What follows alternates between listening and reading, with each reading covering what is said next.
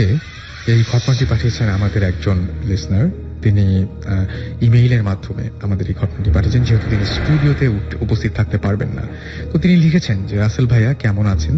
আমি নিয়মিত ভূত এফএম শুনি, কিন্তু লুকিয়ে লুকিয়ে শুনতে হয়, কারণ আম্মু শুনতে দেয় না, ভয় পাব বলে। আমি প্রতি স্যাটারডে সকালে আম্মুকে রাতের ঘটনাগুলি বলি। একদিন আমি আম্মুকে বললাম যে, আম্মু, সবারই তো এই বিষয়ে কোনো না কোনো এক্সপিরিয়েন্স আছে, তোমার কোনো এক্সপিরিয়েন্স নাই? আম্মু বলল, আছে। তাই আজকে আমি আপনাদের সাথে আম্মুর একটি এক্সপিরিয়েন্স শেয়ার করব। সালটা ছিল 1984। আম্মু তখন ইন্টারমিডিয়েট ফার্স্ট ইয়ার স্টুডেন্ট, এবং আম্মু অনেক রাত জেগে পড়াশোনা করত। একদিন অনেক রাতে আম্মু শুতে গেল। ঘটনার শুরুর আগে বলে নেই, আম্মু আর আমার খালামণি একসাথে ঘুমাতো, আর আমার ছোট মামা আম্মুদের পাশে আর একটা বিছানায় ঘুমাতো। আম্মুদের বাসা অনেকটা আগের দিনের পোড়া বাড়িগুলোর মতন ছিল, আর একটা ঘর থেকে আরেকটা ঘরের ডিস্টেন্স অনেক বেশি ছিল। বিরাট বিরাট দরজা জানালা ছিল। তো সেই রাতে আম্মু পড়া শেষ করে মাত্র শুয়েছে, হঠাৎ জানালা দিয়ে টাইপের একটা শব্দ হলো। আম্মু চমকে উঠল। মনে হলো যেন কিছু একটা জানালা দিয়ে ঢুকলো, কিন্তু আম্মু কোনো কথা বলল না। হঠাৎ ঘরে ফুটস্টেপের শব্দ হলো। আম্মু ভাবলো মনে হয় বাসায় চোর ঢুকেছে। আশ্চর্য রকম ভাবে রুমের ভেতরটা কেমন জানি থমথমে হয়ে গেল। আজব একটা স্মেল আসছিল। আস্তে আস্তে মনে হলো স্টেপটা আম্মুর দিকে আসছে। আম্মু চিত হয়ে শুয়েছিল। হঠাৎ আম্মু বুঝলো অনেক বড় কিছু একটা আম্মুর খাটের পাশে মশারির বাইরে দাঁড়িয়ে আছে, এবং মশারি ফাঁকা না করেই মশারির মধ্য দিয়ে মশারির মধ্যে দিয়ে হাত বাড়ানো, এবং সেই হাতটি ধীরে ধীরে তার আম্মুর গলার দিকে আসছে। আম্মু এমন একটা মুহূর্ত আসলো যখন আম্মু বুঝলো যে হাতটা আম্মুর গলা প্রায় স্পর্শ করে ফেলছে। আস্তে আস্তে চোখ বন্ধ করে গলার কাছে হাত কেউ যদি নিয়ে আসে তাহলে যে অনুভূতি হয়, সেই একই অনুভূতি হচ্ছিল। আম্মু জোরে একটা চিৎকার দিয়ে উঠলো, পাশে ফিরে যায়, আর আমার মামাকে লাইটটা জ্বালাতে বলে। তখন আম্মুর মনে হয় কি যেন প্রায় উড়ে জানালা দিয়ে বাইরে চলে গেল, কিন্তু জানালা ও দরজা দুটাই তখন বন্ধ ছিল। আমার মামা আর খালামণি অনেক ছোট থেকে আম্মু তাদের সেই রাতে কিছু বলেনি, যাতে ছোট থাকায়, মানে মামা এবং খালা ছোট থাকায় সেই রাতে তাদের কিছু বলা হয়নি, যাতে তারা ভয় না পায়। আম্মুর আরো অনেক এক্সপিরিয়েন্স আছে, এবং সেগুলো আমি একে একে পাঠাবো, এটাই বলেছেন তিনি। আমাদের এটা SMS করেছেন সাদ, এবং তিনি পড়ছেন intermediate first year, new government degree college, Rajshahi. Hello listeners, আমি মুন্না ফ্রম মধ্যপাড্ডা লিংক রোড। তো আজকে আমি যে ঘটনাটা বলবো সেটা আমার আম্মু আমাকে বলছিল জাস্ট কিছুদিন আগে, যখন আমি প্ল্যান করছি ভূত এফএমে আসবো, তখন আম্মু হঠাৎ করে বললো যে, ঠিক আছে তুই যেখানে যাচ্ছিস তো একটা ঘটনা আমি তোর বলি। এটা সে কখনো বলে নাই, যে অনেকেই আমাদের গ্রামে ঘটনাটা ঘটে, সবাই মোটামুটি জানে ব্যাপারটা। তো পরে আম্মুর কাছ থেকে জিনিসটা শুনছি, যেহেতু আম্মু নিজের চোখে ওই জিনিসটা কিছু দূর দেখেছে। তো ঘটনাটা সেরকম, আমার আম্মু তখন খুব ছোট ছিল, যেমন তার বয়স 14 কি 15 ছিল। তো তখন তার একটা মামা ছিল, তার এজও তাদের মতোই ছিল। তো তারা একসাথে ঘোরাফেরা করতো, চলতো সবসময়, এরকম খুব ভালো সম্পর্ক ছিল তাদের। তো আম্মুর যে মামাটা ছিল, তো তার সাথে মানে সে সবসময় একটা জিনিস দেখতে পেত। তো সে দেখতে পেত এবং সেই জিনিসটা সবাইকে বলতো, কিন্তু কেউ সেটা তোয়াক্কা করতো না। তো আম্মু তাদের সাথে সম্পর্ক ভালো ছিল, আম্মু জিনিসটা একটু বিশ্বাস করতো যে নিশ্চয়ই কিছু না দেখলেও তো এত প্রতিদিন সে রেগুলার ওইটার কথা বলে, নিশ্চয়ই কিছু একটা সে দেখে। তো আবার যে জিনিসটা সে দেখতো সেটা ওই জিনিসটা তাকে না করতো যে ওনার ব্যাপারে যেন কাউকে না বলা হয়। সে জিনিসটা কথাটা রাখতে পারতো, সে সবাইকে বলে দিত। তার এটা একটা ব্যাড হ্যাবিট ছিল, সে সবাইকে বলে দিত। তো জিনিসটা হলো এরকম যে এটা একটা কলস। হ্যাঁ, সে যখন একা থাকতো বা নির্জনা থাকতো, তখনই জিনিসটা মানে তার সামনে মানে ভেসে উঠতো আর কি। হ্যাঁ, তো ওই কলসের ভিতর থেকে একটা সাপ উঠতো, একটা ফনা তোলা একটা সাপ উঠতো। স্টোরিটা এরকম যে ওই সাপের 7টা সাপ আছে, মানে ওরা 7 ভাই বোন, এবং ওই 7টা সাপ না, ওটা মানে 7টা জিন, তারা ভাই বোন। 4টা ছিল তাদের মধ্যে মানে তোমার মানে ভালো না আর কি, আর 3টা ছিল ভালো। তারা সবসময় চাইতো যে ওই তার ওই আম্মু সেই মামাটার হেল্প করতে আর কি, তাকে মানে অফার করতো তাকে বিভিন্ন জিনিস দিবে যদি তাকে তার কথা যেন কাউকে না বলে, আচ্ছা এরকম। তো কিন্তু ওই মামাটা সে মানে কোনো মতেই সে লুকায় রাখতে পারতো না, সে না বলে দিত, যার যার সাথে একটু ক্লোজ হতো তাকে ঘটনাগুলো বলে দিত।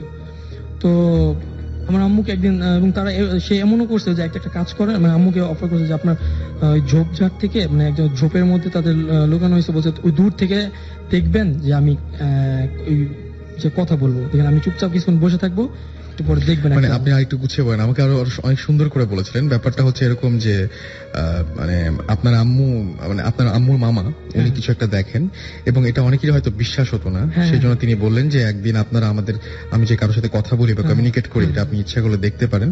সো তাদেরকে বলে যে একটু দূরে থাকতে হবে, যাতে তাদেরকে মানে মানে যিনি আসবেন সেই জন্য আবার তাদেরকে দেখে না ফেলে।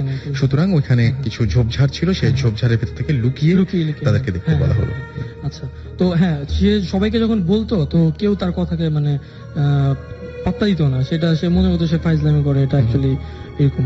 তো তখন আমার আম্মু মানে তারা যখন রিকোয়েস্ট করে যে হ্যাঁ আমরা জিনিসটা দেখবো, আমাদের দেখার কোনো ব্যবস্থা, তখন সে বলেছে ঠিক আছে তোমাদের দেখাবো, তোমরা একটা কাজ করো, তোমরা ওই যে একটা মানে তখন গ্রামে তো ভুট্টা ক্ষেত ছিল, তো বলছে তোমরা ওই ভুট্টা ক্ষেত ওইখানে লুকিয়ে থাকো, হ্যাঁ আমি দেখবা বসে থাকবো, তোমরা পুকুরের দিয়ে খেয়াল করবা, দেখবা একটা কলস ভেসে উঠবে, হ্যাঁ এবং কলসের ভেতর থেকে একটা সাপ বের হবে। তো সেদিন সে যে ওইখানে মানে মানে হাত মুখ ধোয়ার জন্য আর কি ওই যে পুকুরের সামনে গেল, তো পুকুরের সামনে যায় সে যখন হাত পানি দেওয়ার আগেই সে পানি দেওয়ার আগে সে স্টিল হয়ে গেছে, যেভাবে মানে যে পানিতে সে এখনো দেয় নাই, মানে পানিতে হাত দিয়ে এমন সময় যেভাবে রয়েছে এইভাবেই রয়েছে, সে আর হাত দিচ্ছে না পানিতে, মানে এইভাবেই স্টিল হয়ে আছে।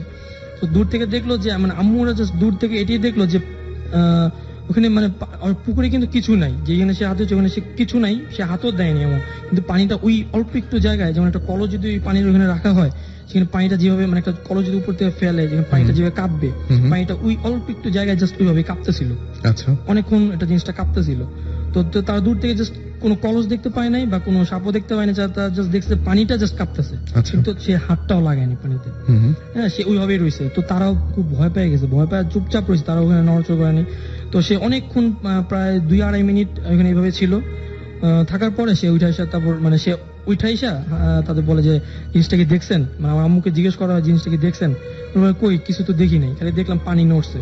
বলছে যে তাহলে আপনারা কেউই মনে এটা দেখতে পারবেন, এটা আমি ছাড়া আসলে কেউ মানে দেখতে পারবে না, হ্যাঁ কিন্তু পানি তো নড়ছে এটা তো বুঝতে পারছেন, আমি তো হাতও দিইনি। পরে তারা এটা বুঝতে বললো, ক্লিয়ার হয়েছে যে আসলে কিছু একটা ছিল। তো ওই কলসটা মানে তার সাথে হয়তো কি কলসটা একটা স্টোরিটা পরে জানতে পারছি, যখন মানে আসলে যে কলসটা যখন সে কলসটার সাথে কথা বলতো, তখন তার শরীরের সব রক্ত ওই সাপটা মানে সাপের শরীরে চলে যেত। তখন মানে উনি ওনার শরীরে কোনো রক্ত থাকতো না, একদম মানে জাস্ট একটা মানে রক্ত ছাড়া মাংস ছাড়া একটা মানুষ জীবনে সে এরকম স্তব্ধ হয়ে বসে থাকতো যতক্ষণ ওইটার সাথে সে কথা বলে। তো এরকম একটা স্টোরি, এটা পরে জানতে পারছি আর কি।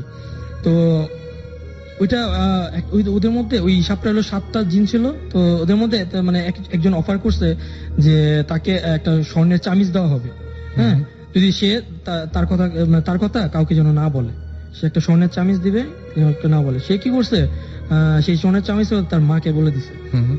তো যেদিন মাকে বলে দিছে সেদিন ওইটা আবার পরে তাকে একা পেয়েছে, বলছে তোকে আমি বলছিলাম তোকে একটা চামিচ দিব, তুই তোর মাকে কেন বললি, তোর মার একটা ক্ষতি করবো বলা যায়। সেদিনই বলছে, এবং সেদিন রাতে বেলা, আর গ্রামে তো জানেন টয়লেট তো বাড়ির মধ্যে না, সেটা একটু ঘর থেকে একটু পাশেই হয়।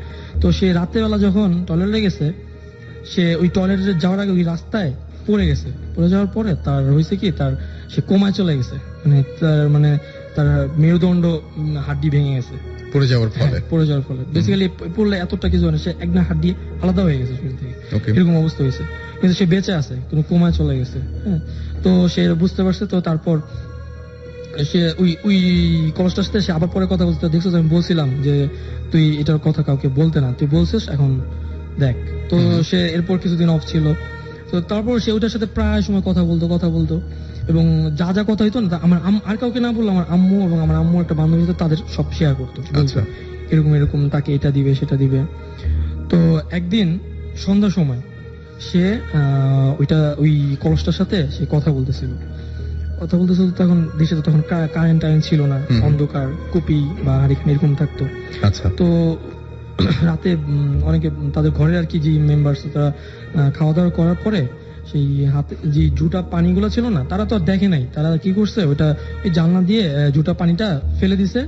আনফরচুনেটলি সেই পানিগুলো যে সেই কলসটার মধ্যে যা পড়ছে। আচ্ছা। আর ওই কলসটার একটা জিন ছিল যেহেতু ওরা ওদের একটা তারা কখনো কোনো নাপাক জিনিস বা কোনো কিছু যদি তারপর তারা ওইটা করতে পারে না, মানে একসেপ্ট করতে পারে না, সেটা তাদের প্রবলেম হয়। তো এটা যখন পড়ছে তখন কলসটা বলছে তুই আমার এইভাবে ডিসরেসপেক্ট করছে, আমাকে এইভাবে করছে, তোর আমি একটা খুব বড় ধরনের ক্ষতি করবো আজকে তুই। আর মানে তাকে ওয়ার্ন করে দিয়ে সেদিন সন্ধ্যার সময় আমার কাছে তুই আজকের পর থেকে মানে আর তুই বাঁচবি না, যা করা তুই করে নে। এটা সে বলে ওই জিনিসটা চলে গেছে, কলসটা চলে গেছে।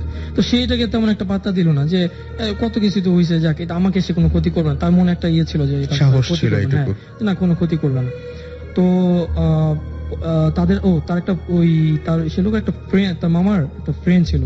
তো তখন তো ধানের টাইম, ধান হয়েছে, তারা সকালে ধান কাটতে যাবে।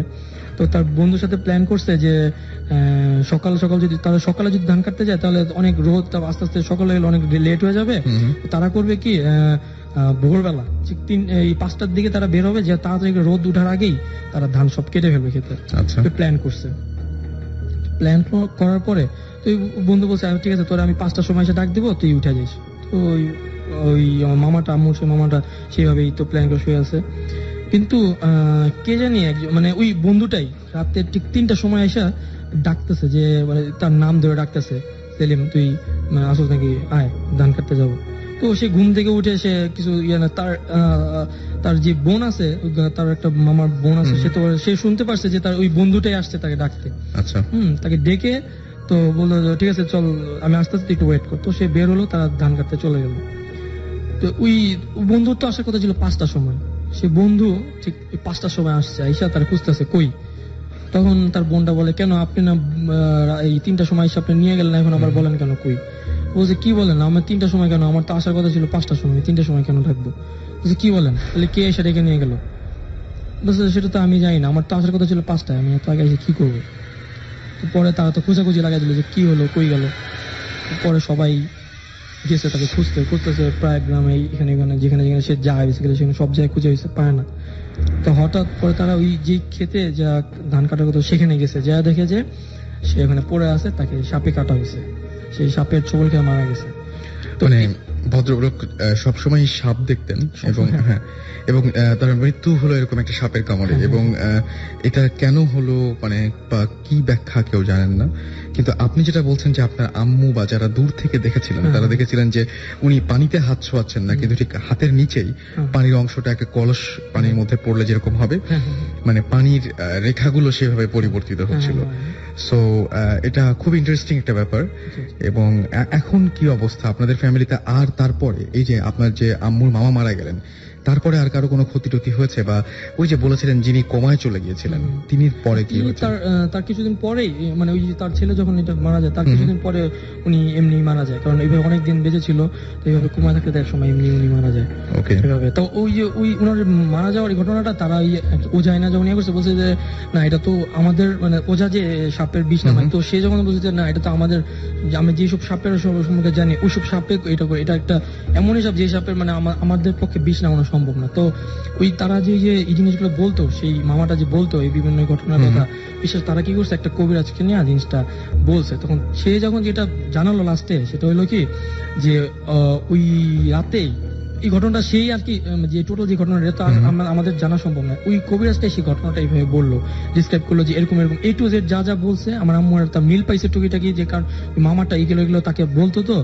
তো আম্মুকে যখন ওই কবিরাজগুলো মানে এক্স্যাক্টলি এইভাবে বললো যে এরকম এরকম হয়েছে, এইভাবে হয়েছে, তখন তারা বিশ্বাস করলো যে না আসলে ঘটনা যা যা বলছে তা সব সত্যি।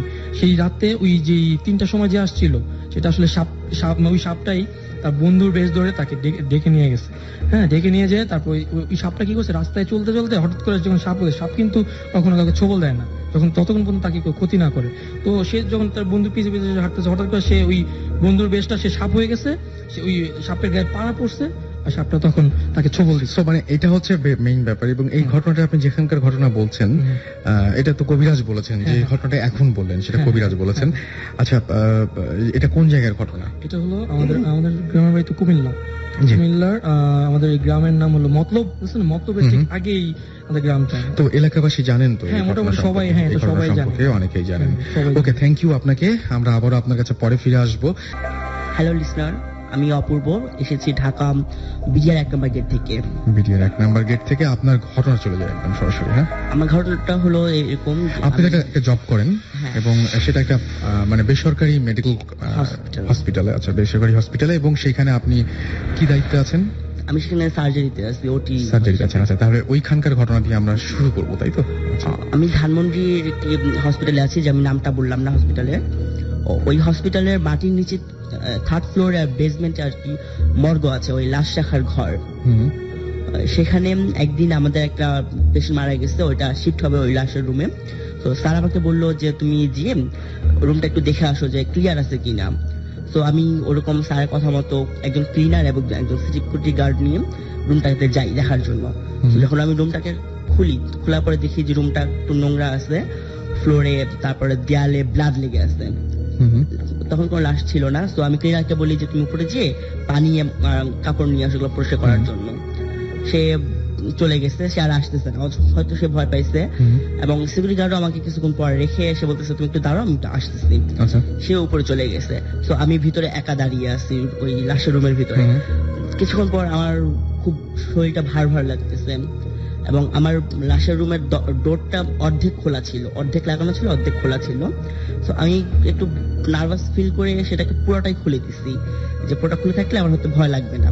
কিন্তু যখন আমি পুরোটা খুলে দিই তখন সাথে সাথে দরজাটা এসে লক হয়ে যায়। আচ্ছা, যখন লক হয়ে যায় তখন আমি খুব ভয় পাই এবং চিৎকার দিই। চিৎকার দেওয়ার পরে সিকিউরিটি গার্ড তাড়াতাড়ি দৌড়ে নেমে আসে, এসে আমাকে বলে যে কি হয়েছে।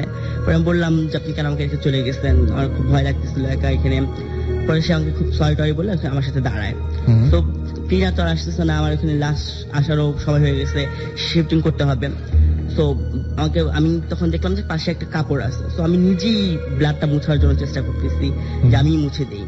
তো আমি ব্লাডটা মুছতেছি এবং দেখতেছি সিকিউরিটি গার্ড আছে কিনা আমার পাশে দাঁড়ানো। দুবার দেখলাম, দুবারই দেখি যে সিকিউরিটি গার্ড আমার পাশে দাঁড়ানো, এবং সিকিউরিটি গার্ড আমার থেকে 3 হাত দূরে দাঁড়ানো আছে। তো আমি ব্লাড কিছুক্ষণ পর দেখি কে যেন আমার বাম কাঁধে হাত রাখছে, এবং আমি শিওর সেটা সিকিউরিটি গার্ড নয়, এবং সিকিউরিটি গার্ডও সেটা বলেছে যে সে কি করে। আর সে যেহেতু আমার গায়ে হাত দিত, সে তাহলে আমার কাছে হেঁটে আসতে হইতো তাকে, সেরকম কোনো পায়ের শব্দ আমি পাইনি। আচ্ছা, তারপরে আমি আর যে আমার গায়ে হাত দিয়েছে তার হাতের স্পর্শটাও খুব অন্যরকম ছিল, কোনো স্বাভাবিক মানুষের মতো না। তো আমি সেটা স্পর্শ যখন আমার গায়ে লাগে তখন আমি খুব ভয় পেয়ে খুবই চিৎকার হয়ে যাই। পরে আমার চিৎকার শুনে সিকিউরিটি গার্ডও খুব ভয় পেয়ে চিৎকার শুরু করে। তো অনেকজন নেমে এসে আমাকে উপরে নিয়ে যায়, নিয়ে মাথায় পানি টানি ঢেলে সুস্থ করার পর আমার স্যার আমাকে জিজ্ঞেস করে কি হয়েছিল। পরে আমি সব ডিটেলস তাদেরকে বলি। তখন তো স্যার আমাকে খুব করে কথা বলতেছিল যে এরকম কিছু না, তুমি হয়তো ভয় পাইছো বিধায় এরকম কিছু একটা হয়েছে। কিন্তু আমি শিওর ডেফিনেটলি যে সেদিন আমার সাথে কিছু একটা হয়েছিল। এরকম ঘটনা কি আপনার এর আগেও কখনো ঘটেছে হসপিটালে বা? হ্যাঁ, ঘটেছে। একটু বলে রাখা ভালো যে আমার শরীর অনেক আগে থেকেই বন্ধ করা ছিল।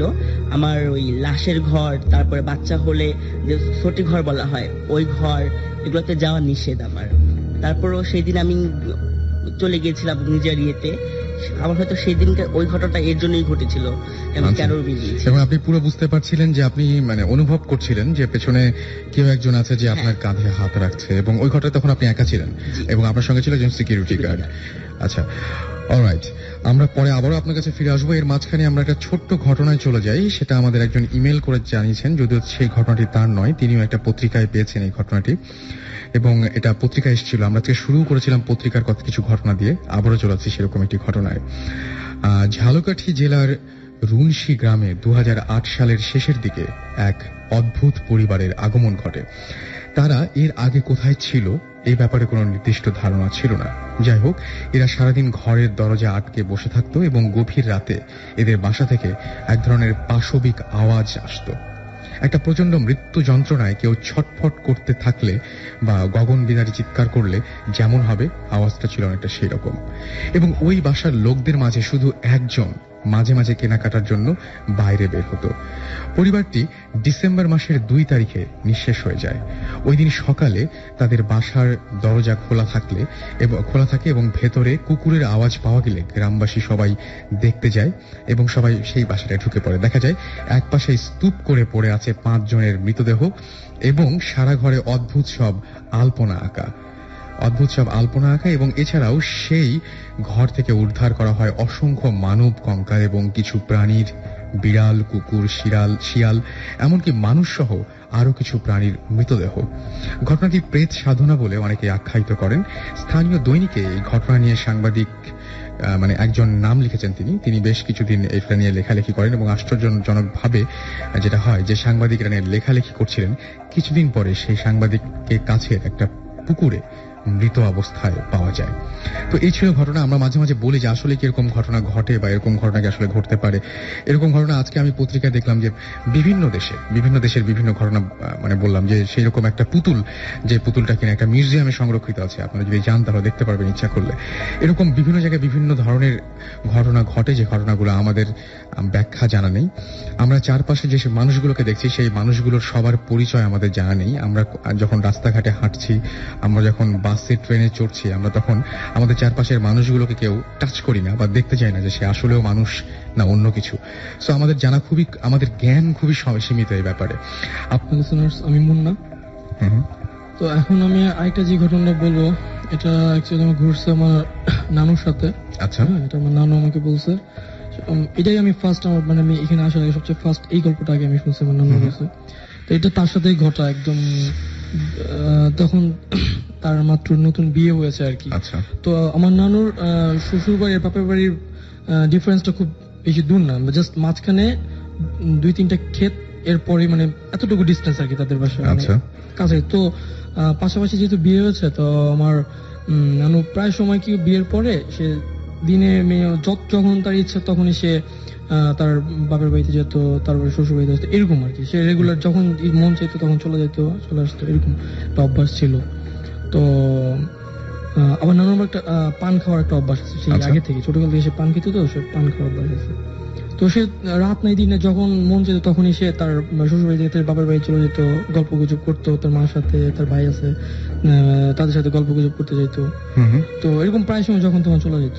তো সেদিন সন্ধ্যার সময়, আচ্ছা, মাগরিবের আজানের একটু আগে সে তার বাসায়, তার শ্বশুর বাড়িতে, সে তখন হঠাৎ পানের ডিব্বা খুলে দেখা যায় সেখানে পান নাই। আচ্ছা। তো পান শেষ হয়ে গেছে, তো ভাবলো যে এখন যদি এখন তো সারা সে পান খাবে, পান খেতে তো হবে রাতে, পান যেহেতু নাই কি করবে।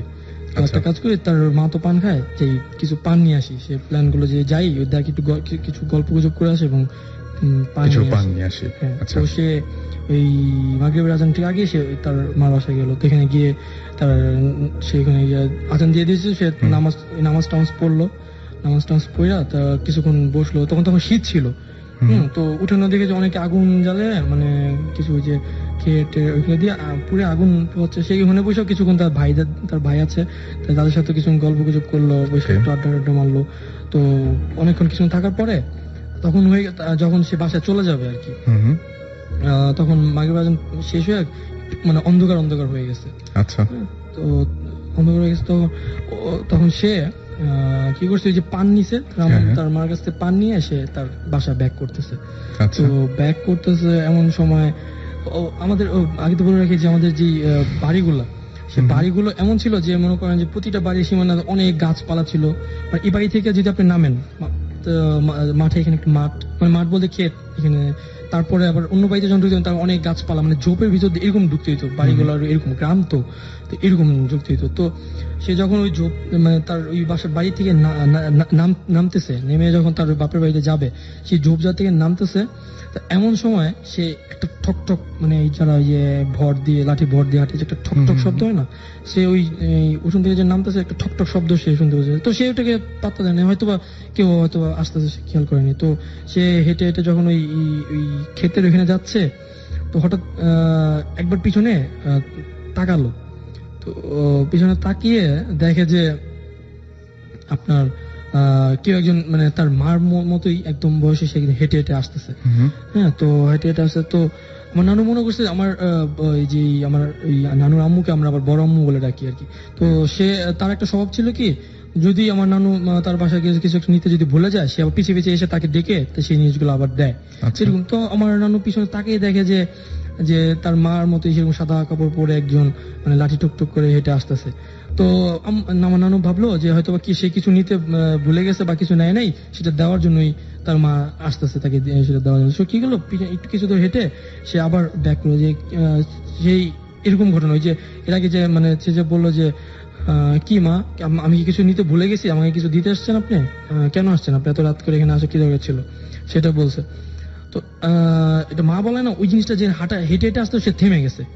তো থেমে যাওয়া সে কি আমার নানু মানে আবার অনেক দূর তো সামনে চলে গেছিল, সে আবার ব্যাক করে এসে বলতেছে কি মা বলেন, কিছু বলবেন, কিছু বলতে আসছেন। সে যখন আমার নানু তার প্রায় সামনে চলে গেছে, সেটা করলো কি, এত স্পিড একটা মোড় মারলো।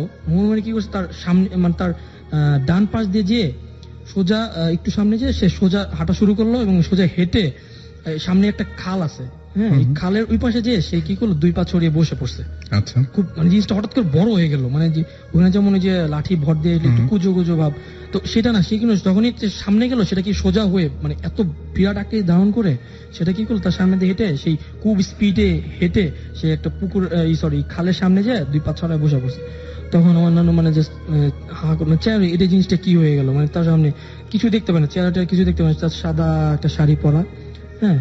তো সে ওটা যায় ওখানে বসে পড়ছে। তো নানু জিনিসটা তখন বুঝতে পারলো যে জিনিসটা তো আসলে তার মা না। তো সে কি করলো, মানে ঘুমটা ছিল না মাথায়, তাড়াতাড়ি করে ঘুমটা মাথায় দিয়ে সে খুব জোরে হাঁটা শুরু করে বাসায় গেল। বাসায় যে মানে তার বাড়িতে উঠে গেল, উঠে যে একজন তার পরিচিত একজন মহিলাকে সে সাথে নিয়ে এসে দেখে যান কি এই জিনিসটা কি, দেখে যান দেখানোর জন্য নিয়ে এসে যায়, দেখে যে এখানে কিছুই নেই। তো আমার নানু সাথে সাথে অসুস্থ হয়ে পড়ছে।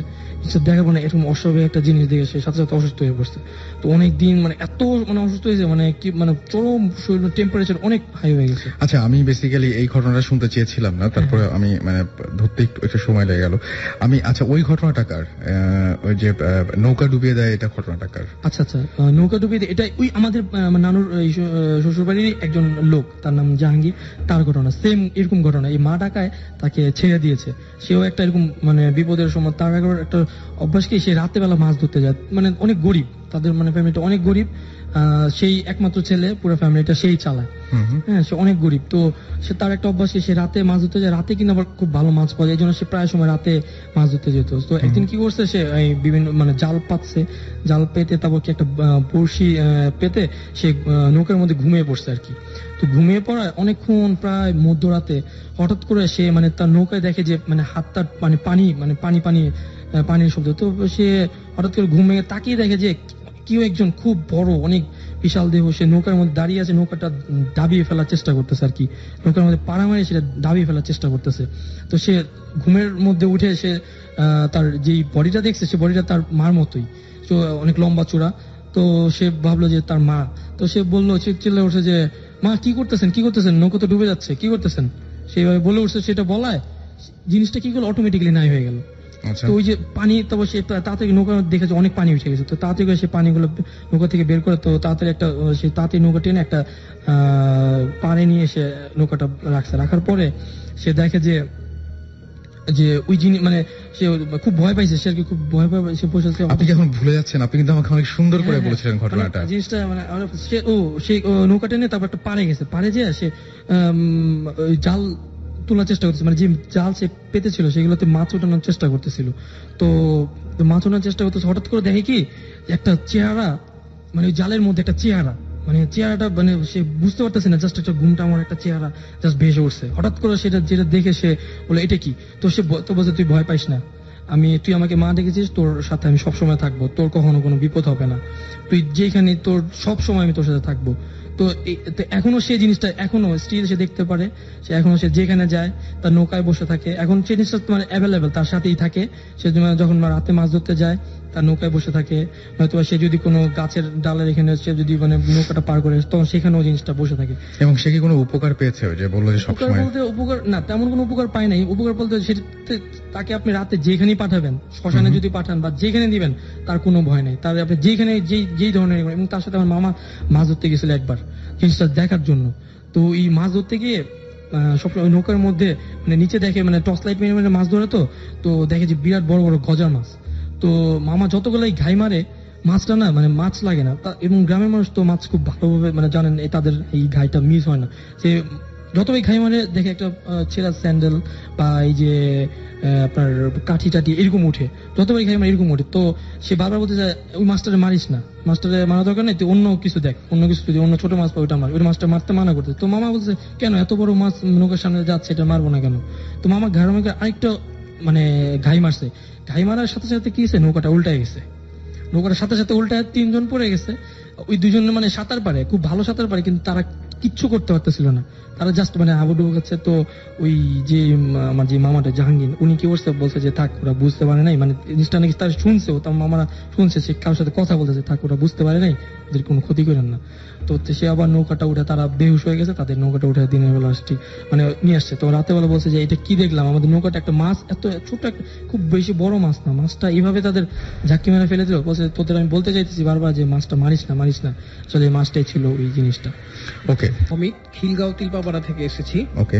আর এই মুহূর্তে এখানে আসতে পেরে আমার কাছে অনেক ভালো লাগছে। আর কয়েকজনের কথা এখন এই মুহূর্তে না বললেই নয়। এরা হচ্ছেন আমার শ্রদ্ধেয় বড় ভাই হাফিজ, হাসিন, মোতালেব এবং আমার বন্ধু ইমাম, শুভ, হাসি, নীতি, মনির এবং গাজীপুর 4 এবং গাজীপুর 01 রুমের সবাই। আর নাই তো? ওকে, থ্যাংক ইউ। এবার আমরা ঘটনায় চলে যাই। আমার ঘটনাটা হচ্ছে, এটা আমার পরিবারের সাথে ঘটে যাওয়া, আমার বাবার। এটা হচ্ছে 96 এর ঘটনা। তো হঠাৎ করে তিনি সুস্থ সবল একজন ছিলেন, হঠাৎ একদিন তিনি স্ট্রোক করেন। আচ্ছা। তো তাকে সোহরাওয়ার্দী হসপিটালে ভর্তি করা হয়। তো মানে অলৌকিক ভাবে তার কিছু প্রতিক্রিয়া দেখা দেয়, যে মস্তিষ্কে রক্তক্ষরণ ঘটে এবং মানে ম্যাড হয়ে যায় আর কি, কাউকে চিনতে পারে না। তো এভাবে চলতে ছিল 7 দিন। আচ্ছা। 8ম দিনের দিন তিনি ইন্টেগ্রাল করেন। তো তখন যখন তিনি অসুস্থ ছিলেন, তখন আমাদের যে সকল আত্মীয় স্বজনরা গ্রাম থেকে এসেছিল, তো অনেকেই বলতো যে ওই যে তাবিজ করে বা এই টাইপের কিছু একটা বলতো। তো আমরা তখন এসব কথা মাথায় নেইনি যে মডার্ন যুগে আবার তাবিজ টুবিজ কি। ডাক্তাররা কি বলেছিলেন? ডাক্তাররা বলেছে যে প্রচুর ড্রিঙ্কস করেছিল, বাট তিনি কখনো ড্রিঙ্কস করতেন না, স্মোকও করতেন না। আচ্ছা। তো পরবর্তীতে আপনার প্রায় মৃত্যুর পর 6-7 মাস পর দেখা গেছে, ব্যাপারটা এই জন্যই মনে হয় আপনাদের কাছে আরো বেশি অস্বাভাবিক। হ্যাঁ, আরো অস্বাভাবিক লাগে এই জন্য যে অনেকেই তখন বলেছিল যে হয়তো তাকে তাবিজ করেছে বা কিছু, বাট আমরা এগুলো আমলে নেইনি। তো পরবর্তীতে দেখা যায় যে আমাদের গ্রামের আমার যে দাদিরা রয়েছে, তো ওনারা অতি উৎসাহবশত দরবেশ যাকে বলে এরকম একজনকে আনায় আর কি। আচ্ছা। তো আনানোর পর দেখা যায় যে ওনারা বলে যে হ্যাঁ এরকম কিছু একটা করা হয়েছে। তো দেন আমাদের গ্রামের যে ড্রয়িং রুমটা আছে, মাটির মেঝে, ওখান থেকে আপনার একটা তাবিজ বের করা হয়, চতুর্ভুজ আকৃতির। এটাকে বলা হয় আঞ্চলিক ভাষায় মগ তাবিজ। চট্টগ্রামের মগ জাতিরা এগুলোতে খুব এক্সপার্ট আর কি। ওই তাবিজের ভেতর থেকে আমার বাবার ব্যবহৃত একটা লুঙ্গির টুকরা, তারপর আপনার আমার আম্মুর একটা শাড়ির আঁচল, নখ, তারপর চুল, এগুলো পাওয়া যায়। আচ্ছা। আর একটা হাতের আংটি ছিল, সবচেয়ে যেটা বিস্ময়কর, যে আমার আব্বার ব্যবহৃত একটা হাতের আংটি ছিল, যেটা তিনি মৃত্যুর কিছুদিন আগে খুঁজে পাচ্ছিলেন না, অফিস থেকে হারিয়ে ফেলেছিলেন। এবং তারপরে সেটাও আপনারা সেখানে যেয়ে পান? সেখানে এই আংটিটাও পাওয়া যায়। তো পরবর্তীতে সেটা ওই দরবেশের নির্দেশ অনুসারে নদীতে ফেলে দিতে হয়। আচ্ছা, আমরা আবার আপনার কাছে আসছি, আমরা পরবর্তীতে আবার চলে যাই হ্যাঁ রাজিনের কাছে। রাজিন, আপনার ঘটনা বলেন। ইচ্ছা আপনার যে কোনো একটা মাইক্রোফোন ইউজ করতে পারেন আপনি। হ্যাঁ, হ্যালো স্যার, আমি তাইফুজ্জামান রাজিন। আপনি কোনটা দিয়ে শুরু করছেন? আজকে শুরু করব চিরাং এর একটা ঘটনা। আচ্ছা। এটা আমি 2008 এর দিকে আমি চিরাং বেড়াতে গিয়েছিলাম। তখন আমার এক ফ্রেন্ডের বাসায় আমি গিয়েছিলাম। তো ওখানে যাওয়ার পর চিরাং এর ওয়ার অফ সিমেট্রি নিশ্চয়ই সবাই চেনা, রাইট? তো ওখানে যাওয়ার পর প্রথম দিন তো গেলাম, সেকেন্ড দিন আমার ফ্রেন্ড বললো যে চল তোকে মানে জিনিসটা দেখাই। আমি আসলে এর আগে কখনো কোনোদিন যাইনি ওই জায়গায়। আচ্ছা। তো নানান ব্যস্ততার কারণে ওখানে দিনের বেলা আমি যেতে পারিনি। তো রাত্রেবেলা ডিনার করার পরে ভাবলাম যে আচ্ছা ঠিক আছে এখন যাওয়া যাক। ইটস অলমোস্ট 11, আচ্ছা 11টা এরকমই হবে। তা আমি আর আমার ফ্রেন্ড যাচ্ছি ওই রাস্তাটা, ওয়াইরফ সিমেট্রি কিন্তু একটা মোটামুটি একটা পাহাড়ের উপর। আচ্ছা তো ওখানে যাওয়ার পরে যেটা হলো, এট ফার্স্ট একটা বড় রোড আছে, বড় রোডটার পরেই একটা ছোট রোড দিয়ে উঠতে হয় পাহাড়ের উপরে। আচ্ছা এবং ওই এরিয়াটা খুব সুন্দর আসলে। তো ও একটু সামনে এগিয়ে যাচ্ছে এবং আমি একটু পেছনে পেছনে হাঁটতেছি। আর আমার একটা স্বভাব বলেন অথবা বদভ্যাস বলেন, আমি রাস্তাঘাটে যখন কুকুর টুকুর দেখি আমি তখন ওদের সঙ্গে গিয়ে মানে ধরে আদর করি এবং কথা বলি। আচ্ছা তো যাই হোক, যাওয়ার পর যেটা হলো যে এখন আমি পেছনে পেছনে হাঁটতেছি, তো আমার এবং আমার ফ্রেন্ডের মধ্যে মোটামুটি একটা বেশ একটা ডিস্টেন্স হয়ে গেছে। ও আমাকে নোটিস করতে পারেনি, আমিও নোটিস করিনি। আসলে এরিয়াটা খুব সুন্দর, ভালো লাগার মতো এরিয়া। তো যাচ্ছি, হঠাৎ করে আমি একটা জিনিস নোটিস করলাম, সেটা হচ্ছে যে ওখানে একটা কুকুর আসলো। হ্যাঁ, তো কুকুরটা আমার ডান দিক থেকে আসলো।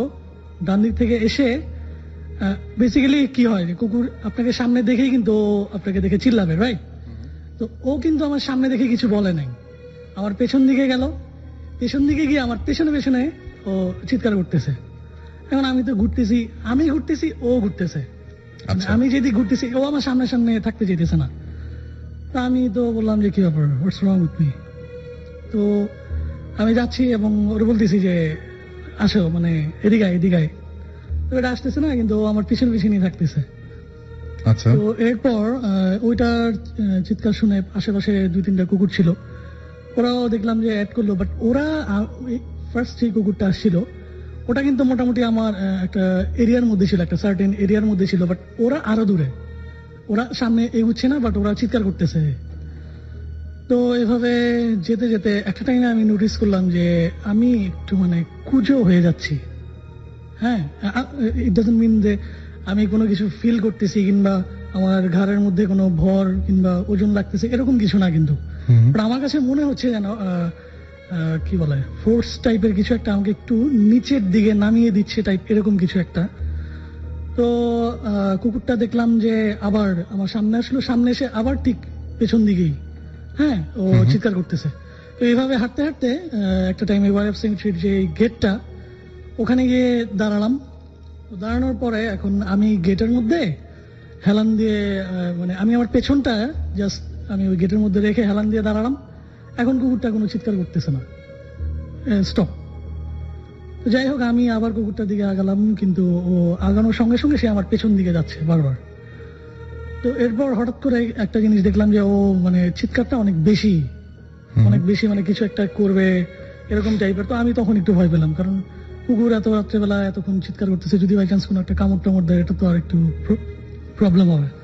তো যাই হোক, এরপর যেটা আমি দেখলাম যে হঠাৎ করে মানে আমি কুকুরটার দিকে আগাচ্ছি, তো হঠাৎ করে একটা জিনিস আমি ফিল করলাম, সেটা হচ্ছে যে আমার পেছন দিক থেকে ইটস লাইক একটা মানে কি বলে একটা ওয়েভ, মানে অনেক জোরে একটা বাতাস জাস্ট আমার পেছন দিক থেকে সরে গেল, এবং ওই বাতাসটা ওই যে আপনার ওয়াইফ সিমেট্রির ভেতর দিকে জাস্ট ঢুকে গেল, এরকম টাইপের। তো আমি সঙ্গে সঙ্গে বাম দিকে তাকালাম, তাকিয়ে দেখলাম যে আসলে একটা জিনিস, সেটা হচ্ছে যে আপনার it's like 2 feet or 3 feet একটা আপনার বক্স টাইপের।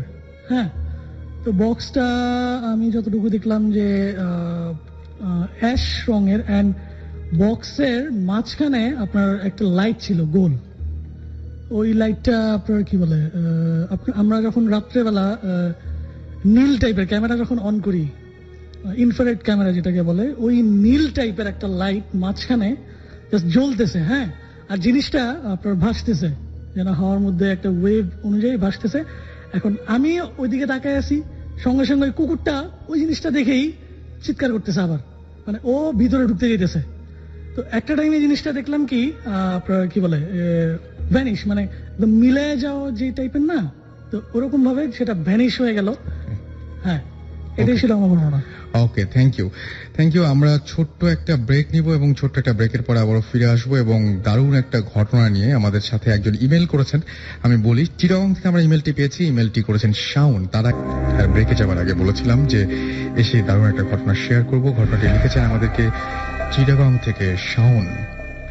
তিনি লিখেছেন যে লাস্ট ভূত এফএমে সুমন ভাইয়ের কাহিনীটা শোনার পর আমারও ইচ্ছে করলো আমার লাইফে ঘটে যাওয়া অদ্ভুত একটা কাহিনী বলতে, যেটা আমি জীবনে কোনো দিনও ভুলতে পারবো না। ঘটনাটা 2008-এর ডিসেম্বরে। তখন আমি ইন্টার ফাইনাল ইয়ারে পড়ি। আমরা বাসা চেঞ্জ করে হালি শহর এলাকায় একটা 5তলা অ্যাপার্টমেন্টের সেকেন্ড ফ্লোরে উঠলাম।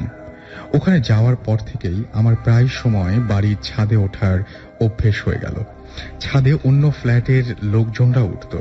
একদিন বিকেলে ছাদে হঠাৎ করেই একটা মেয়ের সাথে পরিচয় হলো। তার নাম বলল ইনসা। মেয়েটি আমাকে জানালো তার নাম ইনসা, নামের অর্থ হচ্ছে সৃষ্টি। মেয়েটি দেখতে মায়াবী চেহারার, মোটামুটি হালকা গড়নের, আর ওদের ফ্যামিলি নাকি 5তলায় আজকে 3 বছর ধরে থাকে। তার মানে এই বাড়িটায় প্রথম থেকেই ওরা ভাড়াটিয়া হিসেবে থাকছে। মেয়েটা আমার নাম বলে দিল শাওন। আচ্ছা, মেয়েটা আমার নাম বলে দিল শাওন। আমি অবাক হয়ে জিজ্ঞেস করলাম, তুমি আমার নাম কিভাবে জানলে? আমরা তো এখানেই নতুন এসেছি। সে আমাকে বলল যে আমাকে সে প্রথম দিনই দেখেছে, আর 6 বছরের পিচ্চি যে ভাইটা আছে আমার, সেই ভাইয়ের কাছ থেকে নামটা জেনে নিয়েছে। এই বলে সে হাসলো। ওই দিন তার সাথে বিকেল থেকে সন্ধ্যা পর্যন্ত কথা বললাম। এভাবে প্রতিদিন ছাদের একটা জায়গায়, একটা মানে বসার জায়গায় আমাদের প্রতিদিন কথা হতো। একদিন মেয়েটি আমার কাছ থেকে আমার ফোন নাম্বার নিল আর আমাকে একটা গিফট দিল। গিফটটা অদ্ভুত রকমের ছিল। সেটা মাটির ছিল এবং কিন্তু অসম্ভব সুন্দর কারুকাজ, আর দেখতে অনেকটা মানে এটা কি আকৃতির আমি ঠিক বুঝতে পারিনি। কোন একটা আকৃতির কথা তিনি বলছেন যে সেই আকৃতির একটা গিফট ছিল এবং এটা দেখা যেত আচ্ছা কলার মোচার মতন দেখতে। অনেক সুন্দর একটা শোপিস গিফট হিসেবে পেয়ে আমার খুব খুশি লাগলো। ইনসা আমাকে এটা জানালো এবং যে এটা যত্ন করে রেখে দাও, এবং সে বলল যে বাসায় কাউকে না দেখাতে। আমিও সেটা বাসায় না দেখিয়ে আমার রুমের ওয়ার্ড্রপের মধ্যে সেটা রেখে দিলাম। কিন্তু এরপর থেকেই যত ঝামেলা শুরু হলো। আমি মেয়েটির সাথে আমার একটা সম্পর্ক হলো এবং মেয়েটার সাথে আমার সম্পর্ক ধীরে ধীরে আমরা খুব বেশি ইন্টিমেট হলাম এবং আমি সারারাতি ফোনে মেয়েটির সাথে কথা বলতে শুরু করলাম। আমি মানে মোটামুটি খুব বেশি রকমের সবসময় আমাদের কথা হতো। এক মুহূর্তে ওর সাথে কথা না বলে এক সময় থাকতে পারতাম না। তারপর মাঝে মাঝেই মারাত্মক সব কাজ করে ফেলতাম। মাঝে মাঝে ফোনে কথা বলতে বলতে রাতে 2টা-3টা বেজে যেত এবং তখন ছাদে উঠতাম আবার আমরা দেখা করার জন্য। ও কথা বলতে বলতে ও নিজেও কিভাবে যেন ঠিক ছাদে চলে আসতো, কিন্তু কখনোই ভাবতাম না কিভাবে আসছে। এভাবে প্রায় 1 মাস গেল। হঠাৎ একদিন বিকেলে আমার ছোট ভাই আমার কাছে কাঁদতে কাঁদতে আসলো আর কি যেন বলতে চাইলো। আমি জানতে চাইলাম কিন্তু সে কিছুই বলতে পারলো না। আমি আমার রুমে গিয়ে দেখলাম পুরো রুমটা একটা আশ্চর্য গন্ধ রয়েছে, যেটা আমার খুব পরিচিত মনে হলো, কিন্তু মনে করতে পারলাম না কিসের গন্ধ। গন্ধটা খুব হালকা কিন্তু অনেক দূর চলে যাওয়ার মতো একটা গন্ধ। এবং ঘরের কোনায় তাকিয়ে আমি দেখলাম যে সুন্দর যে শোপিসটা ছিল সেটা ভেঙে পড়ে আছে। আর আমি একটা ভয়ঙ্কর ব্যাপার খেয়াল করলাম যে সেই মাটির শোপিসটার ভেতরে দেয়ালে খুব সূক্ষ্মভাবে কিছু লাইন খোদাই করে লেখা আর কিছু আজব সিম্বল আঁকা আছে। এভাবে ওটার ভেতরে পুরোটা দেয়ালেই অ্যারাবিক খোদাই করা কিছু লেখা ছিল এবং সেটা আমার পক্ষে লেখা সম্ভব আমার পক্ষে কারোর পক্ষে লেখা সম্ভব বলে তার মনে হচ্ছিল না। এবং ওই রাতেই আমার ভাই মারাত্মক অসুস্থ হয়ে পড়লো। ও কোনো কথাই বলতে পারছিল না। আমি বুঝতে পারলাম না ও এটা ভেঙে ফেলেছে। আমি বুঝতে পারলাম যে ও এটা ভেঙে ফেলেছে তাই কাঁদছে, কিন্তু ওর এত ভয় পাওয়ারও তো কোনো কারণ নাই। আমি আমার মাকে গিফটের লেখা আর প্রতীকগুলোর কথা খুলে বললাম, আর কে দিয়েছে সেটাও বললাম। মা অবাক হলেন আর রাগ করলেন আমার ওপর। তিনি ওগুলো দেখতে চাইলেন আর দেখার পর সব বুঝতে পেরেছেন বললেন। ওইদিকে ইনসাও আজকে ফোন ধরছিল না। ব্যাপারগুলো খুব কাছে আমার ব্যাপারগুলো আমার কাছে খুব বিরক্তিকর লাগছিল। আমি ছাদে উঠে ইনসাকে কল দিলাম, কিন্তু খুব আশ্চর্যজনকভাবে ওর নাম্বারটা এই প্রথম বন্ধ পেলাম। পরের দিন মা একজন হুজুর ডেকে নিয়ে আসলেন। হুজুর এসে সব রহস্যের জট খুলে দিলেন। তিনি লেখা আর প্রতীকগুলো দেখে সব বলে দিতে পারলেন। তিনি বললেন যে আমার সাথে একটি মহিলা জিন অর্থাৎ পরীর সম্পর্ক ছিল। সে আমার ওপর পুরোপুরি নিয়ন্ত্রণ করেছিল ওই ছোট্ট উপহারটির সাহায্যে। আমার ছোট ভাই খেলতে গিয়ে ওটা ভেঙে ফেলায় সে এখন আমার ওপর ক্ষেপে আছে। আর আমার মা যেটা বলল সেটা শুনে আমি স্তব্ধ হয়ে গেলাম। মা বলল যে এই বাড়ির 5 তলায় ওই ফ্ল্যাটে বিল্ডিং হওয়ার পর থেকেই কখনো কোনো ভাড়াটিয়া টিকতে পারেনি, তাই ওটা এখন খালিই পড়ে থাকে। আমি বিশ্বাস করতে পারিনি আর দৌড় দিয়ে আমি 5 তলায় উঠে যাই। গিয়ে দেখি এই প্রথমবারের মতো যে গেটে তালা ঝুলছে। তাহলে এতদিন কি আমি ওটা দেখতে পাইনি? আমি কিসের ঘোরে ছিলাম আমি জানি না। আমার ভাই ওই যাত্রায় বেঁচে গেল, তারপর আমি আর কোনোদিন ওই নাম্বারটি খোলা পাইনি এবং আমি পরে কাস্টমার কেয়ারে যাই এবং অনেক কষ্টে জানতে পারলাম যে এই নাম্বারের কোনো ইউজার নেই। আমি এরকমই একটা ঘটনা এর আগেও পড়েছিলাম এবং সেই ঘটনা ছিল সম্ভবত ধানমন্ডি এলাকায় ঘটেছিল, যে ঘটনাটি একটি মেয়েকে নিয়ে, এবং এরকমই একটা ঘটনা মোটামুটি সিমিলার। তো আজকে শাওন চিটাগং থেকে এরকমই আরেকটা ঘটনা আমাদেরকে পাঠিয়েছেন। সো থ্যাংক ইউ শাওন আমাদেরকে ঘটনাটা শেয়ার করার জন্য। এছাড়া আমি দেখতে পাচ্ছি খিলগাঁও থেকে ওকে আমার দ্বিতীয় যে এক্সপেরিয়েন্সটা আমি শেয়ার করব সেটা হচ্ছে খিলগাঁও থেকে অনেক ভিতরের দিকে রাজারবাগ একটা এলাকা আছে, ওখানে একটা মন্দির আছে, কালী মন্দির। তো মন্দিরটা হচ্ছে দিঘি কেন্দ্রিক এবং দিঘির উত্তর দিকে একটা শ্মশান ঘাট আছে, একটা রুমের ভেতর আর কি, মানে লাশ দাহ করার ব্যবস্থা রয়েছে। তো ওখানে একটা মানে গুঞ্জন শোনা যায় যে যেদিন লাশ পোড়ানো হয় মানে প্রায় 1 সপ্তাহের মতো ওইখানে একটা মানে ভৌতিক উত্তেজনা বিরাজ করে, এরকম অনেকেই সেটা লক্ষ্য করেছে। তো বলে রাখা যাচ্ছে যেটা যে ওখানে শানবাদ আমার দিঘিটা ঘাট আর কি, তো ওখানে প্রায় ছেলেরা সন্ধ্যাবেলা দেখা যায় যে গান বাজনা করে, গিটার টিটার দিয়ে আড্ডা দেয়। তো ওখানে আমরাও আড্ডা দিই, আমাদের একটা সার্কেল আছে। তো একবার আড্ডা দেওয়ার জন্য সেখানে যাই, তো আমি জানতাম না যে সেখানে দুপুরবেলা একটা লাশ পোড়ানো হয়। তো আমরা ঘটনাস্থলে আগে গিয়ে ফোন দিচ্ছি বন্ধুকে যে কোথায় আছিস, আমরা তো ওয়েট করছি। তো ঠিক ওই মুহূর্তে আপনার একটা কালো কুকুর এসে মানে ঘোরাঘুরি করছিল আমার সামনে। তো কুকুর জিনিসটার প্রতি আমার একটা বিরক্তি কাজ করে সবসময়।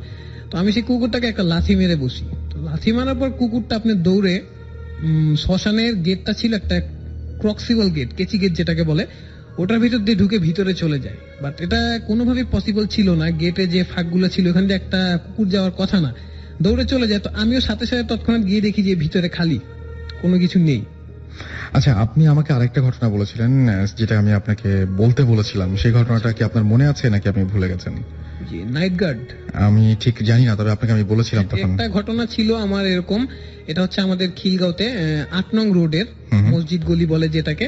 তো গত বছরের দিকে আমরা বাণিজ্য মেলা থেকে বেশ কয়েকজন বন্ধু গিয়েছিলাম। তো ফিরতে অনেক রাত হয়ে যায়, প্রায় 1-1:30টার মতো। তো আমাদের মেইন গেট লাগিয়ে দেয়। তো তখন আমরা 2 বন্ধু সিদ্ধান্ত নিলাম যে আজকে রাতটা এখানে বসে কাটিয়ে দিব গল্পগুজব করে। তো যেইভাবে সেই কাজ আমরা এখানে বসেছিলাম। This track was downloaded from fusionbd.com. 40-45 minute cross হওয়ার পর একজন নাইট গার্ড আসে। তো এখানে একটা কথা বলতে হয় যে আমাদের এলাকায় যে সকল নাইট গার্ড রয়েছে সেগুলো আমাদের পরিচিতই, তারাও আমাদের ফেসটা চিনে, আমরাও তাদেরকে চিনি। তো যিনি একজন বয়স্ক করে একজন নাইট গার্ড এসে আমাদেরকে মানে আঞ্চলিক ভাষায় বলে যে কিরে বাড়িঘর নাই এখানে কি করতেছিস, এরকম টাইপের কিছু। তো আমি যেহেতু তাকে প্রথমে চিনলাম না, তখন জিজ্ঞেস করলাম যে আপনি কবে জয়েন হয়েছেন। তো উনি উত্তরে বলল যে এত কথা যাই না, কাম কি, বাসা বাড়ি যা, নাইলে মাইর খাবি। তো এই কথা বলাতে স্বাভাবিকভাবে একটু রাতের বেলা ঘুম ঘুম ভাব, একটু উত্তেজিত হয়ে আমি ওনাকে একটু ভয় দেখানোর চেষ্টা করি। পিছনে ঘুরে একটা লাঠি ছিল, পিছনে ঘুরে আমি যখন লাঠিটা নিলাম সাথে সাথে তাকানোর পর দেখি সামনে উনি নেই। তখনই আমার বন্ধুকে আমি প্রশ্ন করলাম যে কিরে কই গেল। সে বলে আমারও তো একই প্রশ্ন, কই গেল। তো সে দেখছে যে একটা কুকুর চলে যাচ্ছে, বাট আমি কিন্তু কুকুরটা দেখিনি। তো এটা মানে আমাদের কাছে একটা ধাঁধার মতো হয়ে গেল যে 1 সেকেন্ডের ভিতর কিভাবে ভ্যানিশ হয়ে গেল। ওকে, আপনি এটাও বলেছিলেন যে আপনার ফ্রেন্ডের কাছে আপনার ফ্রেন্ড কিভাবে দেখেছেন কুকুরটা, বা আগে দারোয়ানটা কিভাবে দেখেছেন, মাঝখানের ঘটনাটা তার। হ্যাঁ, আমার ফ্রেন্ড যেটা বলেছে যে আমি যখন লাঠি ঘুরাচ্ছিলাম সে তো স্টিল নাও এখানে তাকিয়েছিল। তো স্টিল নাও লোকটা যে ভ্যানিশ হয়েছে সেটাও সে দেখেনি, সে যা দেখেছে একটা কুকুর ওই স্থলটা থেকে লোকটা যেখানে দাঁড়ানো ছিল সেখান থেকে ক্রস করে দৌড়ে যাচ্ছে। ঠিক আছে, আমি এই ঘটনাটা না, অন্য একটা ঘটনা, যাই হোক এই মুহূর্তে নিশ্চয়ই আপনার মনে পড়ছে না। আচ্ছা রাজিন, আপনি আমাকে বলেছিলেন যে কোনো এক জায়গায় একটা এরকম কারখানা আছে, ওইটা আমাদের একটু ছোট্ট করে বলবেন যে। আচ্ছা, ছোট্ট করে যদি বলতে চাই তাহলে সেটা হচ্ছে যে অনেকেই বলে যে হন্টেড প্লেস, মানে দেখতে চায়। তো আমি তাদের জন্য একটু কথা বলবো, সেটা হচ্ছে যে যদি কখনো দেখেন তাহলে নেক্সট টাইম আর বলবেন না। আমরা জায়গার নাম বলবো না বা কোথায় হয় আচ্ছা, এটাও আচ্ছা, বলবো না। আচ্ছা, এটা হচ্ছে যে আমি আর আমার এক ফ্রেন্ড, আমরা একটা আমাদের ঢাকার সিটির ভিতরেই একদম খুবই কাছের একটা এরিয়া, তো আমার বাসা থেকে খুবই কাছে এরিয়াটা। তো ওখানে একদিন ঘুরতে ঘুরতে চলে যাই আমি আর আমার ফ্রেন্ড।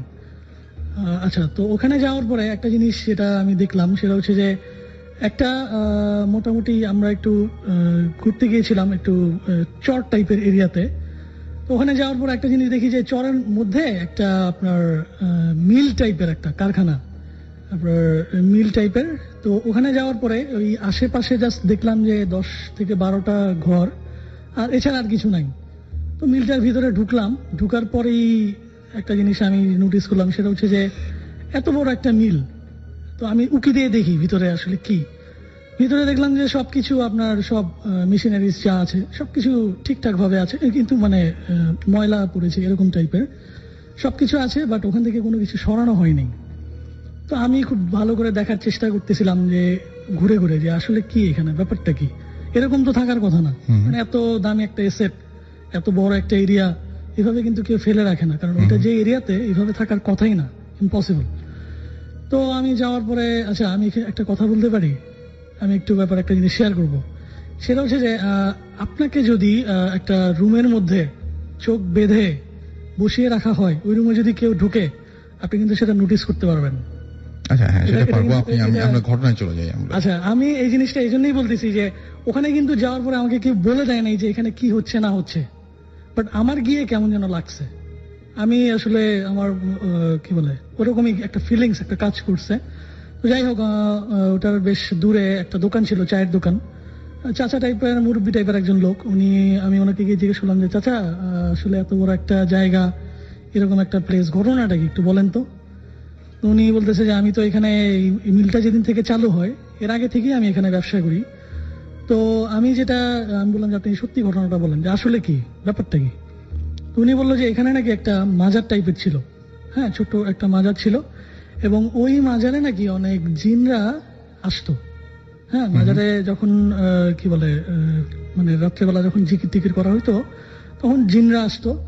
যখন এই মিলটা করা হয় তখন ওই মাজারটা সহ একটা মানে বিশাল এরিয়া তখন নিয়ে নেওয়া হয় এবং ওখান থেকে সবাইকে বিতাড়িত করা হয়। তখন ওই যে মালিক ছিল, ওই মালিক পক্ষকে বলা হয়েছিল যে মানে রাত্রেবেলা স্বপ্নে মালিক দেখছিলেন যে তুমি এখানে এই জিনিসটা করো না, তুমি করো, বাট এই মাজারের এরিয়াটা বাদ দিয়ে করো। তো এরপর থেকেই যেটা নাকি হইলো সেটা হচ্ছে যে রাত্রেবেলা যখন সবাই কাজ টাজ করে শেষ করে চলে যায় তখন নাকি মেশিনারিজ গুলা চলতো অটোমেটিক্যালি, এবং ওখানে সবাই মানে শুনতো যে মানে খুব ক্রাউডি একটা প্লেস, কাজ চলতেছে এরকম টাইপের, মানে সবাই শুনতো এই জিনিসগুলা। এবং আমি ওনার চাচার কথাটা জাজ করার জন্য আমি সঙ্গে সঙ্গে ওটার ভিতরে গিয়ে যে 10-12টার রুম ছিল, মানে যারা ওখানে পরিবার বাস করে তারা আসলে এখানে কাজ করতো এবং ওরা এখানে এখন ঘর তৈরি করে ওখানে এখন থাকে। আমি ওদের ঘরে গিয়ে জিজ্ঞেস করলাম যে আচ্ছা আপনারা কি এরকম কিছু শুনতে পান? উনি বলে যে হ্যাঁ আমরা এখনো শুনি, এখনো মাঝে মধ্যে মেশিনারিজ গুলা মানে চালু হয়, রাত্রেবেলা চলতে থাকে, একা একাই চলে। হ্যাঁ একা একাই চলে। আচ্ছা, আরেকটা ব্যাপার সেটা হচ্ছে যে আমি ওনাদেরকে জিজ্ঞেস করলাম আপনারা তো এখানে কাজ করতেন, তো এটা বন্ধ হয়ে গেল কেন? তো উনি বললো যে আসলে মালিক তো এর প্রায় 5 থেকে 6 মাস পরেই মালিক মারা যায়। মালিক মারা যাওয়ার পরে তার ছেলেরা মারা যায় এবং আস্তে আস্তে ওদের পুরো বংশটা ভ্যানিশ হয়ে যায়, মানে নির্বংশ হয়ে যায় তারা। এই জন্য এই জিনিসটা এখানে পড়ে আছে এবং এটার কোনো মালিকানা নাই। ওকে, সো এই ছিল ঘটনা। আমরা ঝটপট লিসেনার্স, আমি মুন্না, যেহেতু সময় কম সুতরাং আমরা ছোট ছোট করে বলবো। ওকে, আচ্ছা, এই ঘটনাটা এটা আমাদের এলাকায়, আমাদের এরিয়াতে এই ঘটনাটা আমার আম্মুর ফ্রেন্ড, মানে আমার বান্ধবী হয়, তো সে আমাকে এই ঘটনাটা বলছে। তারা এখন যে বাসায় থাকে সে ওই বাসার 4 তলায় থাকতো। তো 4 তলায় থাকতো, তখন তার কোনো ঝামেলা তো হয়নি, মানে খুব বড় একটা ফ্ল্যাট নিয়ে থাকতো, কোনো ঝামেলা হইতো না। তো সে কিছুদিন আগে 4 তলা বেয়ে উঠতে প্রবলেম হয় বিধায় সে কি করছে 2 তলায় শিফট করছে। তো কিছুদিন 2 তলা শিফট করার পরে সে বিভিন্ন রকম মানে হঠাৎ করে একদিন একটা প্রবলেম ফেস করছে। তো প্রবলেম ফেস করার আগের ঘটনাটা বলি, সেটা হচ্ছে এই বাসায় ওনাদের আগে একটা মহিলা থাকতো। তারা এই বাসায় প্রায় আজ থেকে প্রায় 12 থেকে 15 বছর এই বাসায় তারা থেকেছে, মানে এই বাসার কোনো চেঞ্জ হয় না। বাড়িটা যখন কমপ্লিট হওয়ার পর 12-15 বছর তারা এই বাসায় ছিল, বাসাটা চেঞ্জ হয়নি। এখানে একটা মহিলা থাকতো, খুব বয়স হয়ে যাওয়ার পরে সেই বাসায় তার একটা কোন বার্ধক্যজনক কারণে সেই বাড়িতে মারা গেছে। তো এই বাড়িটা এরপরে আরেকটা ভাড়াটি আসছিল, তো তারা কিছুদিন মানে মাস শেষ হওয়ার আগেই তারা বাড়িটা ছেড়ে দেয়।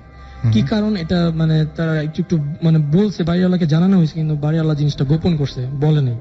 তো পরে যখন আমার এই আন্টি বাসায় উঠছে, ওঠার পরে সে একদিন মানে পুরো ইয়াতে একটা কর্নার একটা রুম আছে, সে ওই রুমে যে শুয়ে আছে। তো হঠাৎ অনেক রাতে হঠাৎ একটু ঘুম ভাঙছে। তো ঘুম ভাঙার পর সে যখন তার হাতে বাম পাশে যে একটা বেডরুমের জানলা থাকে, সে জানলায় তাকাইছে। তো তাকিয়ে দেখে যে কে জানি একজন মানে জানলাটা ঝুলে দাঁড়িয়ে আছে, মানে জানলা ঝুলে আছে আর কি, যেন 2 হাত দিয়ে মানে ঝুলে আছে জানলার বাইরে। এই সানসেটটা যেটা এটা ঝুলে দাঁড়িয়ে আছে, মানে ঝুলে আছে আর কি। ঘুমটা টুমটা পরা, একদম সাদা, ফেসও সাদা, সব সাদা, একটা বড় চোখ। মানে সে আন্টি এটা দেখে জাস্ট কি করলো, মানে একটা উঠে গেল। উঠে সে দরজা যখন খুলে বেরোতে যাবে, আরেকবার মানে ওই জানলা দিয়ে আরেকবার লুক দিয়েছে, তখন দেখে কি ওই জিনিসটা রুমের বাইরে না, এখন ভিতরে এসে সে ওই একই রকম ভাবে কিন্তু হাতটা ভিতরে দিয়ে সে ঝুলে আছে। তো ঝুলে আছে সেটা আন্টি দেখে চলে গেছে। তো সেদিন কাউকে জিনিসটা কিছু বলেনি। তো এই জিনিসটা পরের দিন সকালবেলা তার একটা ভাই যে বাসা থেকে তাকে বলছে যে আমি না এরকম একটা জিনিস দিচ্ছি। তো তার ভাই এই যে এরকম জিনিস আরো অনেকবার ফেসে, কিন্তু সে বলেন এই কারণে যে এটা বললে তারা সবাই ভয় টয় পাবে। তখন সে বললো যে আমি একদিন এখানে শুয়েছিলাম, তো আমি আমাদের এই যে ডাইনিং টেবিলের এখানে দেখি কে জানি একটা মহিলা মানে হাতে তবজি নিয়ে গুনতেছে, হ্যাঁ, আর এইভাবে ঢুলে, মানে একটা মানুষ একটা যেমন পুতুল যেভাবে ঢুলে না, এইভাবে ঢুলতেছে, মানে ঢুলতেছে ঘরের মধ্যে দেখতে পাচ্ছেন। হ্যাঁ, একদম সাদা একটা ছায়া, সে তসবিহ হাতে নিয়ে, তসবিহ, হ্যাঁ, ঘুমটা দেওয়া, কারণ এবং সে তবজি গুনতেছে এবং ঢুলতেছে, মানে ওই হাঁটতেছে পুরো ডাইনিং রুমটা, হাঁটতেছে, ঘুরতেছে, হ্যাঁ। তো এই জিনিসটা সে ওই পরে বাড়িওয়ালাকে বলে, তখন বাড়িওয়ালাকে অনেক জিজ্ঞেস বলছে, না এগুলো ফালতু জিনিস, আপনারা এইসব কি বলেন, এটা কোনো কথা হইলো, এখনকার যুগে এইসব কিছু হয়। তো অনেক রিকোয়েস্ট করে, দেখেন আমার লুকায়েন না আপনি। তাহলে এর আগে আমাদের যে ভাড়াটিয়া ছিল, তো সে 15 দিনের মাথায় কেন চলে গেছে, আমাকে কাহিনীটা খুলে বলেন কি হয়েছে। তখন বাড়িওয়ালাটা বললো যে আসলে দেখেন কাহিনীটা বললেন না, বললে তো আমার জানেন আমার বাড়ির প্রবলেম হবে। তখন সে কাহিনীটা বললো এই, সেই তারা যাকে দেখে সেই মহিলাটা এই বাসায় 15-20 বছর এই বাসায় অসুস্থ অবস্থা, সে এই বাসায় ছিল, খুব অসুস্থ ছিল, এবং এখানে যতদিন ছিল এই বাসায় ছিল, তার শেষ নিঃশ্বাস এই বাসায় ত্যাগ করছে। তো এই বাসার মায়াটা নাকি সে করতে পারে না। এই বাসাটা বেঁধে দেওয়া হয়েছিল, মানে অনেক তাবিজ দিয়ে, প্রতিটা রুমে একটা একটা করে তাবিজ ছিল। তো যেই রুম থেকে জিনিসটা দেখতো সেই রুমের তাবিজটা আনফরচুনেটলি নাই। কি হয়েছে, ওই যে আন্টির যে একটা ছোট ছেলে আছে, সে তো ছোট, সে এই তাবিজটা দেখে সে কি করছে, ওই একটা রুমের তাবিজটা সে নিয়ে খেলাধুলা করতে করতে ওই রুমের তাবিজটা খুলে ফেলছে। কিন্তু অন্যান্য রুম থেকে এই জিনিসটা দেখা যায় না, শুধুমাত্র ওই রুমটায় যদি আপনি থাকেন এখনো ফিল করতে, প্রায় সময় মাঝে মধ্যে এখনো ফিল করে তারা, এখনো ওই রুমটা তালা মায়া রাখছে, ওই রুমে এখন কেউ থাকে না, এখনো তারা এই জিনিসটা দেখে যে হয়তোবা ওই মহিলাটা অনেক রাতেবেলা ওই ডাইনিং রুমে হাঁটতেছে, তবজি গুনতেছে, ঢুলতেছে, এবং এই জানলা দিয়ে দাঁড়ায়, জানলা দিয়ে এই সানসেট ঝুলে থাকে, এভাবে ভিতরে আসে, এরকম মানে রুমে হাঁটাহাঁটি করে, এখনো টের পায়। তো এখন তারা আস্তে আস্তে বাসার চেঞ্জ করার ট্রাই করতেছে, কিন্তু তারা এখন পরে তারা জানতে পারে যে ওই মহিলাটা মানে এই বাড়ির মায়েরা ছাড়তে পারেনি, সে এখনো আসে, তো আপনাদের কোনো ক্ষতি করবে না। কিন্তু এর পরে তারা কোনো সিদ্ধান্ত এরকম কোনো কিছু নিয়েছে, কারো হেল্প নিয়েছে বা বাড়ি বন্ধ করা, বন্ধ করে দিচ্ছে অলরেডি, বন্ধ করে দেওয়ার পরে মহিলাটা বলছে যে উনি কোনো ক্ষতি করবে না, আপনারা কিছু ভয় পাওয়ার কোনো কারণ নেই, উনি বাসার মায়াটা আসলে ছাড়তে পারেনি, এত বছর ছিল তো এখানে থেকে ছাড়তে পারেনি। অলরাইট। আচ্ছা, আমাদের সাথে আরো একজন আছেন, আপনার ঘটনাটা কিন্তু খুব ছোট করে বলতে হবে, আমাদের সময় খুব কম, আমরা ছোট করে আপনার ঘটনাটা একটু শুনবো। হ্যালো লিসনার, আমি অপূর্ব। আমার এখনকার যে ঘটনাটা সেটা হচ্ছে আমাদের গ্রামের বাড়ি দোহারের ঘটনা। তখন আমার বয়স 5 কি 6। আমাদের বাড়িতে আমার মেজো মামার বিয়ে চলতেছে। সেই দিন একটু বলে রাখা ভালো, সেই দিন বিয়ের দিন আর কি আমার বড় মামার সাথে মামির সাথে একটু ঝগড়া লাগছিল। তো বিয়ের রাত্রেবেলা সবাই ঘুমাইতে গেছে, গ্রামের বাড়িতে সবাই সন্ধ্যা হলেই সবাই ঘুমিয়ে যায়, এরকম ঘুমাতে গেছেন। তো আমার ছোট মামা ওই দিন রাত্রি ওয়াশরুমে যাবে, সো রাত্রে উঠছে সে। আর গ্রামের বাড়িতে সাধারণত রুম থেকে টয়লেট একটু দূরেই হয়, আর আমাদের টয়লেটে যাওয়ার পাশেই একটা বাঁশঝাড় আছে। মামা যখন টয়লেটে যাওয়ার জন্য উঠেছে এবং যাচ্ছে, তো সে দেখছে যে বাঁশঝাড়ের সামনে একটা মহিলা বসে কান্না করতেছে ঘুমটা দিয়ে। সো মামা খুব আশ্চর্য হয়ে গেছে যে এত রাত্রে কে এখানে কান্না করছে। সো মামার মনে পড়ে গেছে যে মামি তো মামার সাথে ঝগড়া করছে, হয়তো ওই এর জন্য কান্না করতেছে। সো মামা তার ভাবিকে ডাকতেছে যে ভাবি এত রাত্রে আপনি এখানে কেন, ঘরে আসেন। মহিলাটা কোনো সাড়া দিচ্ছে না, সে ওখানে বসেই আছে এবং কান্না করতেছে। তো মামা রিটার্ন আবার ডেকেছে, ভাবি আসেন ঘরে, ওখানে বসে এত রাত্রে বসে মানে হয় নাকি, ঘরে আসেন। সে আবার একই রকম করে কান্না করছে, কোনো জবাব দিচ্ছে না। তো মামা এত ডাকাডাকির পরেও সে যখন আসতেছে না, তার হাত ধরে টান দিছে যে ভাবি ঘরে আসেন। তখন সে হাত ধরে টান দেওয়ার সাথে তার মাথায় ঘুমটা পড়ে গেছে, এবং ঘুমটা পড়ে মামা দেখলো যে তার মাথায় কোনো, তার যে ঘাড়, শুধু ঘাড় আছে, কোনো মাথা নাই। এটা দেখে মামা খুব ভয় পেয়ে যেমন চিৎকার করার সাথে সে ওখানে সেন্স হয়ে যায়। পরে আমরা উঠে তাকে ঘরে নিয়ে আসি, আসার পর তার শরীরে প্রচন্ড জ্বর, 3 দিন পর্যন্ত তার জ্বর থাকে এবং সে মারা যায়। তারপর থেকে আমাদের বাড়ি বন্ধ করে দেওয়া হয়েছে, এখন ওরকম কোনো ঘটনা ঘরে। আচ্ছা, ওকে, থ্যাংক ইউ আপনার ঘটনার জন্য। আমি